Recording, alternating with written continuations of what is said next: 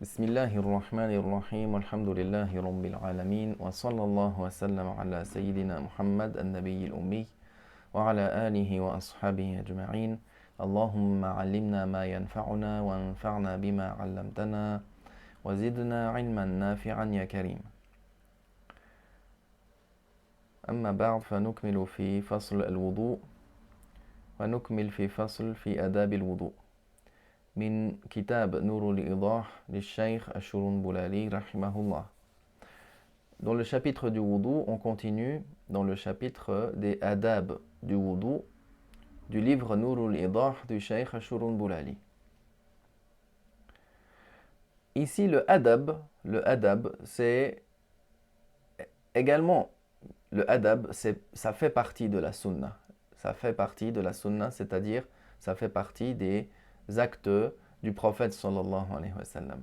Mais c'est quelque chose ici, l'adab, qui vient compléter la sunna du wudu. C'est quelque chose qui vient compléter les sunan du wudu. Même si on dit que le adab, ça fait partie des actes de la sunna du prophète sallallahu alayhi wa sallam, les arguments et les preuves qui sont tirées des hadiths, elles n'ont pas le même degré que les sunan. Donc elles sont appelées les adab.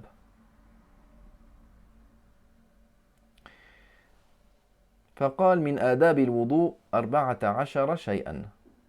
Parmi les adab du wudu, il y a 14 choses. Il y a 14 choses de parmi les adab du wudu.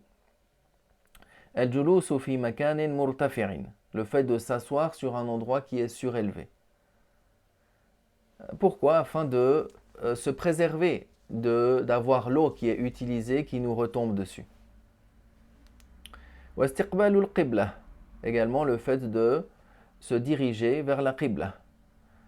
Lorsque la personne fait un acte d'adoration, lorsqu'elle fait une adoration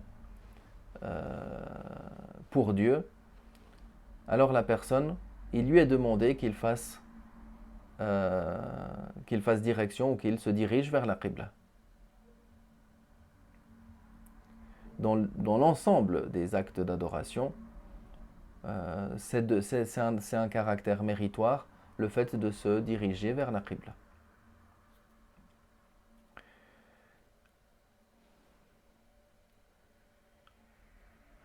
وعدم الاستعانة بغيره. Le fait d'éviter de ne pas s'aider de quelqu'un d'autre pour faire le wudu. Ici, ça veut dire quoi? Le fait de ne pas se faire aider pour le wudu, c'est-à-dire le fait de se faire aider dans le lavage des membres. C'est-à-dire que quelqu'un, alors qu'on n'est pas dans l'incapacité, quelqu'un lui-même nous lave les membres à laver. C'est ça qui est détestable. En revanche, donc le fait de s'abstenir de cela, c'est parmi les adab. En revanche, le fait que quelqu'un nous verse l'eau sur le membre à laver et c'est nous-mêmes qu'on lave, il n'y a pas de problème en cela.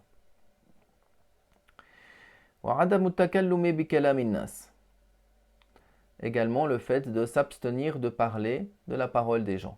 Également ça fait partie des adab du wudu. Lorsque la personne, elle se préoccupe d'une adoration pour Allah et qu'elle cherche la crainte dans son wudu, notamment ici, alors il lui est demandé qu'il se concentre sur ce qu'il est en train de faire et qu'il fasse plutôt des évocations d'Allah, et qu'il ne se préoccupe pas d'utiliser la parole des gens. Tout comme les savants le disent que le khushu' dans le wudu, c'est une clé pour avoir le khushu' également dans la prière. وَالْجَمْعُ بَيْنَ نِيَّةِ الْقَلْبِ وَفِعْلِ اللِّسَانِ. Le fait d'avoir l'intention par le cœur, on a dit c'est une sunnah, et le fait de le dire par la langue, c'est de parmi les adab. Certains, ils utilisent le terme sunnah, mais pour dire sunnatul ulama, la sunnah des savants. C'est pas en soi que c'est rapporté du prophète qu'il a prononcé par la langue, mais c'est plutôt les savants qui ont mentionné cela, comme on le mentionne donc ici. وَالدُّعَاءُ بِالْمَأْثُورِ. Également, il y a des invocations qui sont rapportées, que cela soit du prophète sallallahu alayhi wa sallam, des compagnons de Salafus Salih, les pieux prédécesseurs. C'est demandé d'utiliser ces invocations-là lorsque la personne fait le wudu, lorsque la personne lave les différents membres à laver. Alors, il y a des du'a qui sont de parmi les adab à dire. Également, lorsque la personne lave, chaque membre du wudu, où il humecte la tête par exemple, il dit Bismillah walhamdulillah. Également, la tasmiya, citer le nom de Allah, c'est également de parmi les adab.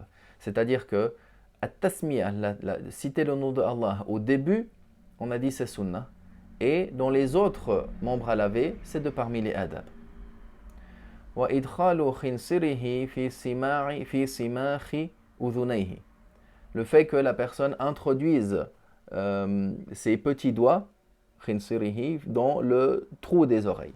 On peut utiliser les index, on peut utiliser les petits doigts, il n'y a pas de problème. وَتَحْرِيكُ خَاتَمِهِ الْوَاسِعِ. Si la bague elle est large, de sorte que l'eau passe à l'intérieur, c'est de parmi les adab de la faire bouger. Mais bien sûr, si elle est restreinte, elle est serrée, de sorte que l'eau ne parvient pas, alors bien sûr, là c'est nécessaire, c'est obligatoire de l'enlever.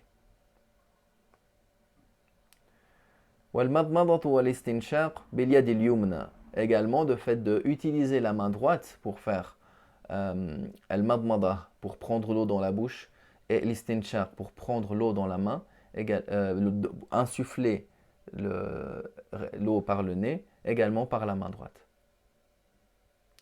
Le fait que la personne va recracher l'eau par le nez, alors elle le fait par la main gauche.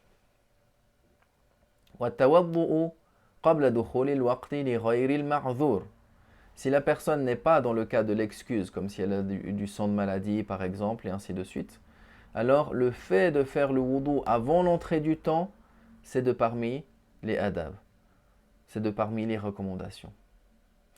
Et même les savants disent à ce sujet-là que c'est mieux et c'est meilleur de faire le wudu avant l'entrée du temps qu'après l'entrée du temps. Même si avant l'entrée du temps, c'est recommandé, et après l'entrée du temps, c'est obligatoire. C'est de parmi les exceptions dans lesquelles il y a certains actes qui sont plus récompensés alors qu'ils sont sunnah que l'obligatoire. Allah subhanahu wa ta'ala, il fait ce qu'il veut, c'est lui qui légifère, qui accorde la récompense davantage à une chose qu'à une autre. Et ce n'est pas à nous par la suite de déduire par une compréhension personnelle est-ce qu'il y a plus de récompense là ou là et qu'est-ce que ça implique par la suite. Lorsque la personne finit le wudu, alors elle prononce les ash-shahadatayn, les deux témoignages. Ashhadu an la ilaha illallah wa ashhadu anna Muhammadan abduhu wa rasuluh. Wa an yashriba min fadli al-wudu'i qa'ima. Également, parmi les adab du wudu, lorsque la personne a fini le wudu, à la base la personne utilise un récipient. Alors qu'il boive du reste de ce récipient en étant debout. À la base, ce qui est meilleur, ce qui est recommandé, c'est de s'asseoir pour boire, habituellement. Mais dans certains endroits, dans lesquels les savants l'ont cité, alors, comme le fait de boire ce qui reste du wudu, on le fait debout, tout comme c'est également recommandé de boire l'eau de Zamzam en étant debout.